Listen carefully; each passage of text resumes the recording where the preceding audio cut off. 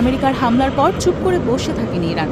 রবিবার সকালে ইরান ইসরায়েলের বিভিন্ন সামরিক স্থাপনায় নতুন করে ক্ষেপণাস্ত্র ও ড্রোন হামলা চালিয়েছে। এটি ইসরায়েলের সামরিক লক্ষ্যবস্তু এবং সংশ্লিষ্ট শিল্প প্রতিষ্ঠানের উপর ইসলামিক রেভলিউশনারি গার্ড কোরের ২০তম হামলা। আইআরজিসির মুখপাত্র জেনারেল মোহাম্মদ আলী নাইনি আজ সকালে সেপা নিউজকে জানিয়েছেন, হাইফা এবং তেল আবিবের ১৪টি কৌশলগত ইসরায়েলি লক্ষ্যবস্তুতে আঘাত হানা হয়েছে। তিনি হামলাকে সবচেয়ে সফল হামলাগুলোর মধ্যে একটি বলেই অভিহিত করেছেন।